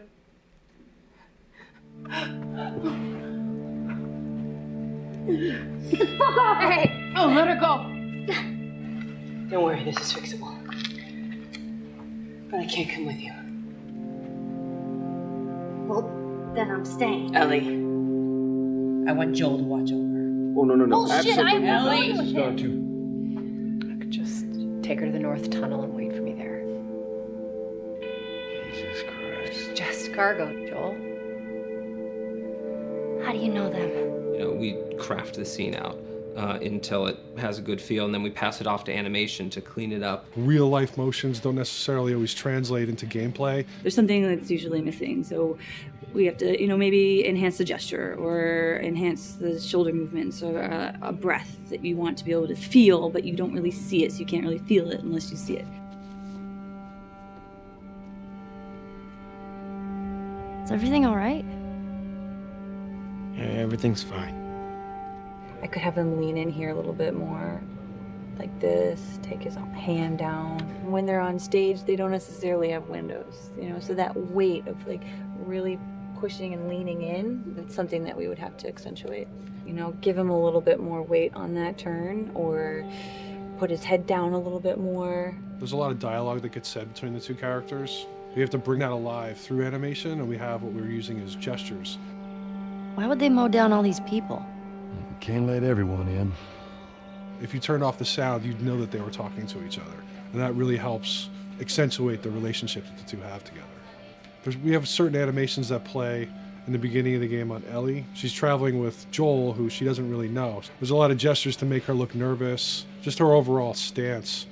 Later on in the game, they develop a relationship through the animation, not just the dialogue. You can see that she's more comfortable around him. If that reads well with the player, then, you know, we're doing our job.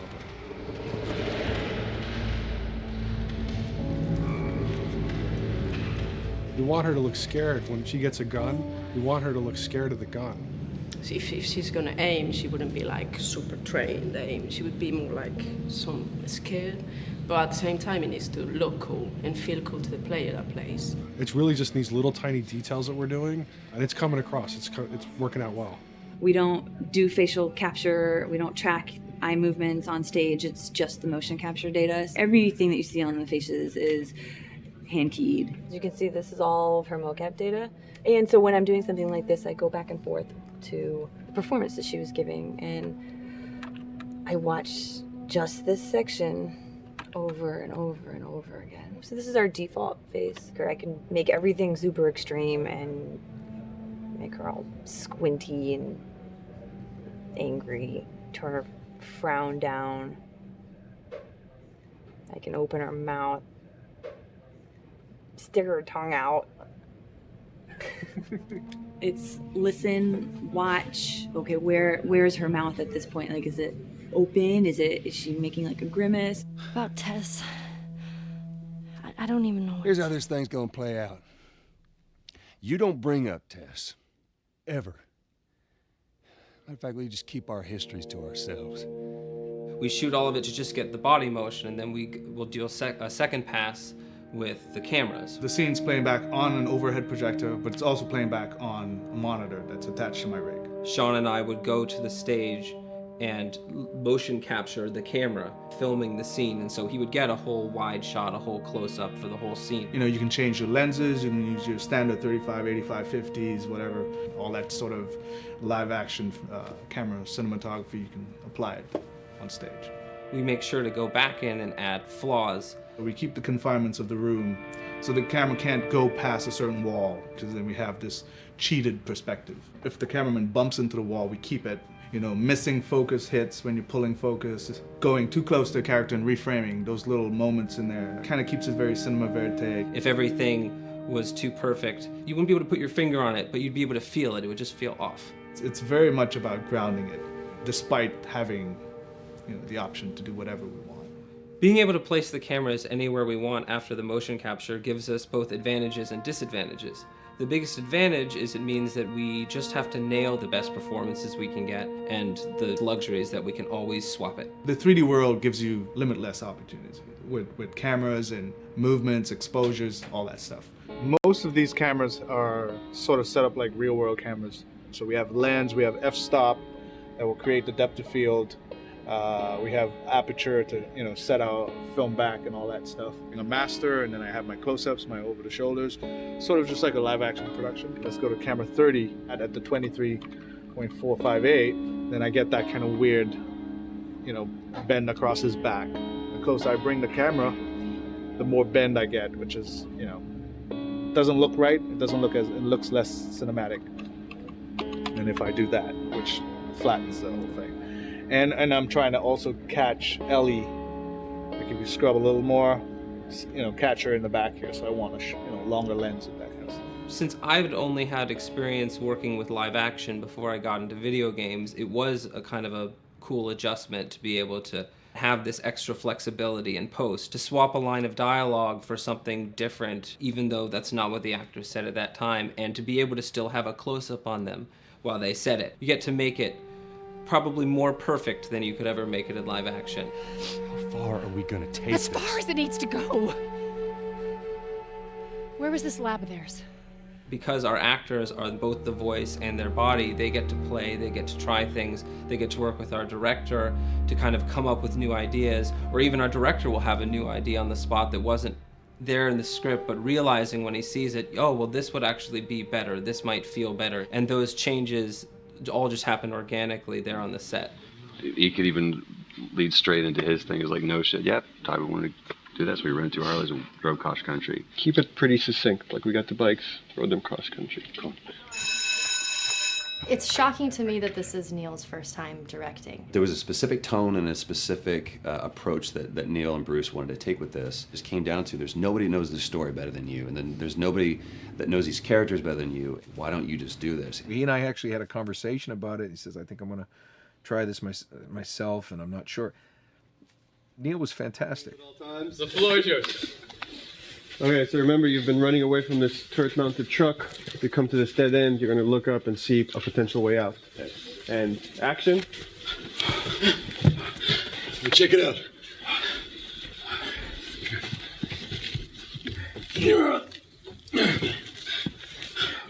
I mean, his writing is honest, and it's dangerous, and it's natural. And I love his economy of words. He doesn't hit everything on the nose, so it leaves it open for you to interpret and bring some nuances and things like that. The entire process is collaborative, but really it's led by Neil's willingness to change and flow and decide something doesn't work, fix it right there in the moment.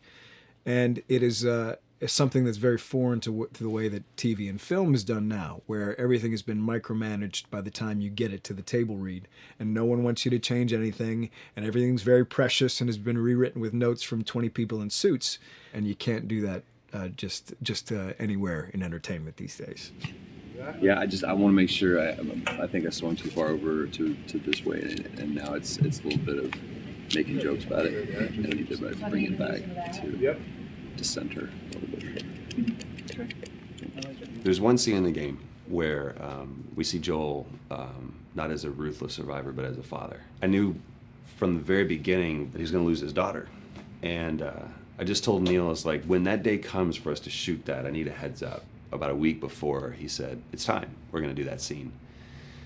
I was like, okay, because I knew that I was going to have to go to this place that you don't really want to go to as an actor. You want to find some aspect of reality that you can empathetically draw from, you know? Troy and I were both kind of just like walking around for a while and just kind of getting into the zone, and well, my grandpa died when I was 8. He was like my dad, and so that's always what I use to get into that place. You know, I started recalling all those memories and starting pulling up all those feelings, and they're just right underneath the surface. When I walked back in, everyone realized that something was different. They kind of like calmed down, you know. You could feel the energy just like drop a little bit more.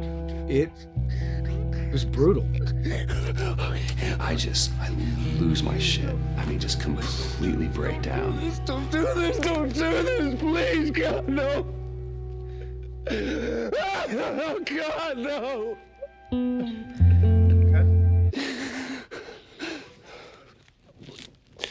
The soundstage was deathly still. It was the first take, and I felt really good about it. And it's like Neil said, okay, let's do it again. And so you do it again, and automatically you feel like you're manufacturing because you're trying to go back to that place, and you know you're in that actor nightmare of trying to get back to that reality.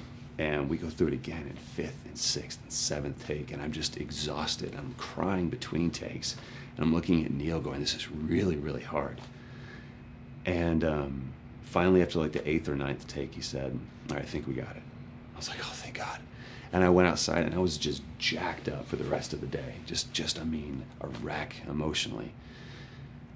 But we got it. Then 2 weeks later, he calls me. And he says, so we need to reshoot a scene. I'm like, cool, what scene are we doing? And he just looks at me. I said, dude, don't do this to me. And you can either at that moment throw your hands up in the air and say, fuck this, and walk away.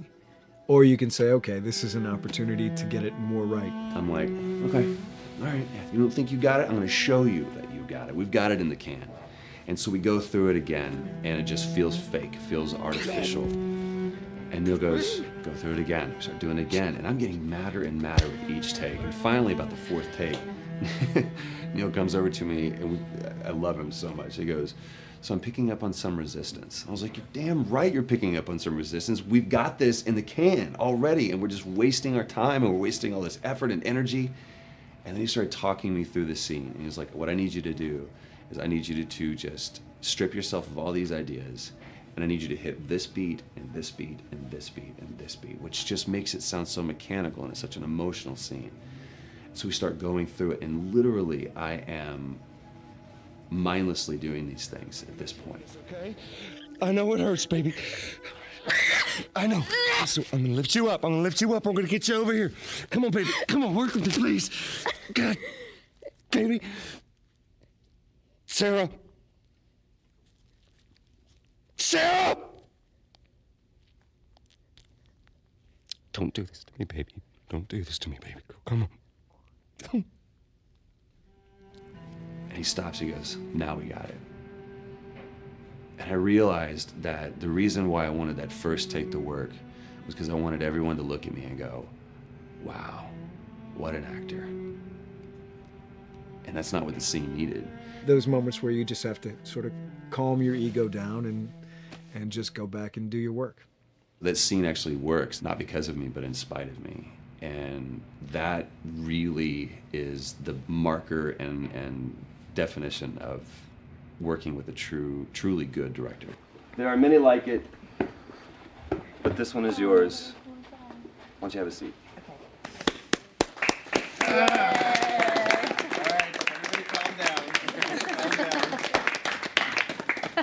Thanks, guys. It's the director's chair.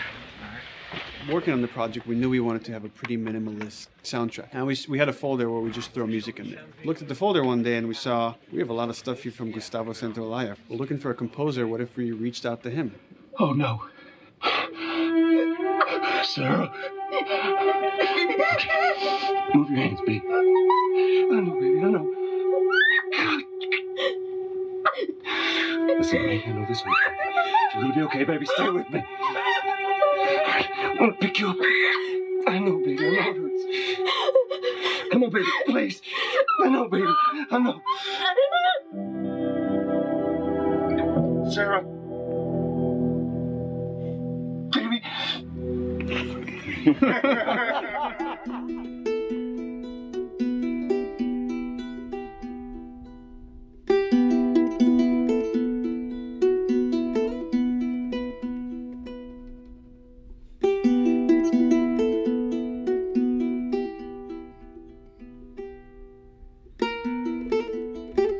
My life has been and still is kind of like a road movie. I grew up in Argentina. I came to the United States in 1978 because we had a horrible political situation in Argentina. We had a military dictatorship where 30,000 people disappeared at the hands of the government and many other more were tortured, and I was blacklisted. It was just impossible for me to keep on living there. I've been in jailed many times since I was probably 15 years old just because I had long hair and I play an electric guitar. So I had to embark on this trip. I can relate to that kind of need of movement and going to the next place and the next place and the next step. I'm always attracted to the possibility of getting involved with a project from the very beginning. I like to work from the script and talking to the director. It's never been, oh, give me a piece like this or give me a music that's this. It's just been very high level. Here's what the story's about. Here are the themes. Go write some stuff. Since I don't know how to really read or write music, the way I produce music is actually recording it. So I like to come early in the projects, and I did in The Last of Us.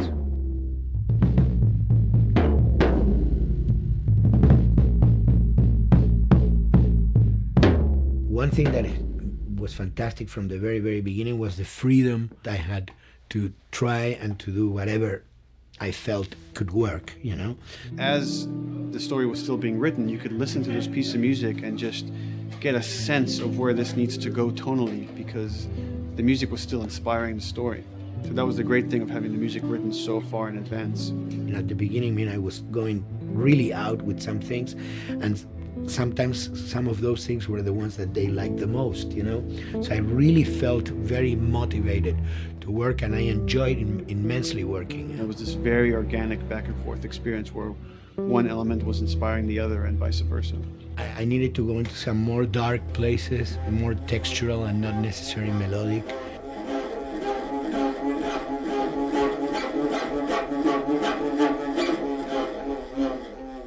I'm always trying to sort of push myself into playing instruments that I don't know how to play. There's an element of danger and innocence. Lennon once said, you know, give me a tuba and I will be able to do I'm an artist. I should be able to do something. I like to put myself in that situation.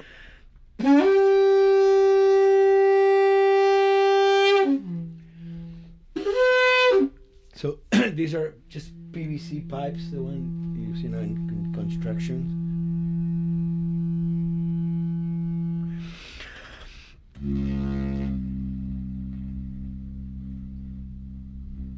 Or instruments that I know, kind of twist them. From the concept of the prepared piano, you know, I mean, I've worked with prepared guitar to stick things into the guitar and things like that. And also in The Last of Us in particular, I work with a detuned guitar. So I really tune the guitar extremely low. And the result is, you know, strings that are very loose and will produce not only sound, but produce noise. Because I believe, you know, every environment has its own sound. We have in our, you know, small studio, we have actually the possibility to record almost anywhere, including the bathroom, and we have done some fabulous recording, especially in the kitchen. When you score to picture, which is something that I don't do, then you know what you're going to expect. But when you provide people with music, like I've done in all the films that I've done, and then you see it, how the director decided to use that, you know, in what particular way he uses it or where they edit it, it's always fascinating to me. I watch a scene and I'm going, you know, it's fantastic how they use this piece. I would have never, of all the music that I've done, probably I would have never used this piece there, but it works, you know, great. So I like that feeling of a collaboration.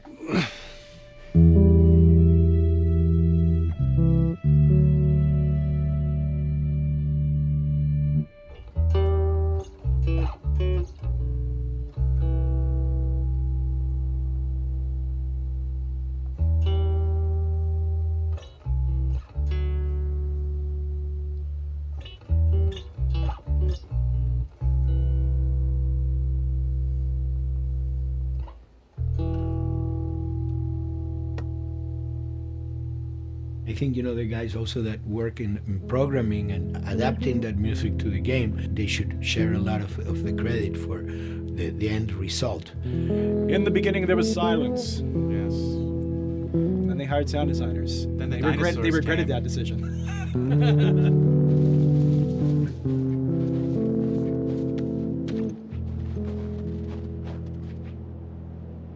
Hold it steady. Ha! Got you! In a much quieter environment like that, we really had to fill out the soundscape with much more natural sounds, much more detailed, delicate sounds. The tension comes from